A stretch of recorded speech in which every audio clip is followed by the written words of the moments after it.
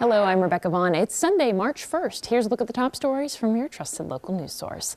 The Iowa National Guard says nearly 600 soldiers are set to return from the Middle East. It's part of a phased return from their deployment as they finish their mission against ISIS. They're set to be welcomed back in Cedar Rapids, Des Moines, and Sioux City. Now, this is video from the first wave of Iowa soldiers returning home earlier this month. These soldiers were stationed in Iraq and Syria as part of Operation Inherent Resolve. The Guard says they significantly reduced ISIS capabilities in Iraq and Syria and helped to improve security in the region. It comes after two Iowa National Guard soldiers, Staff Sergeants Nate Hauer and Edgar Torres Tovar, and a civilian interpreter were killed in an attack by an ISIS gunman in December. Governor Kim Reynolds' proposed increase of taxes on tobacco products failed to make it past a Senate committee last week.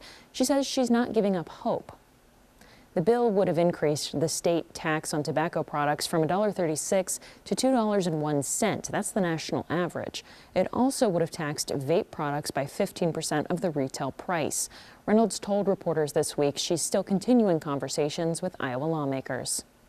I'm not a governor that raises taxes, but there are certain areas that it does make sense, and it aligns with the MAHA bill, and it aligns with what we're trying to do across the board. And so, it's hard for all of them because that's not where they naturally go.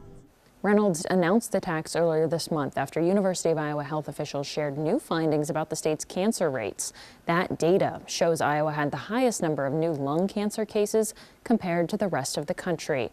Part of the governor's proposed budget for this year would also allocate $50 million in federal funding to help fund early detection testing, prevention, and treatment for cancers.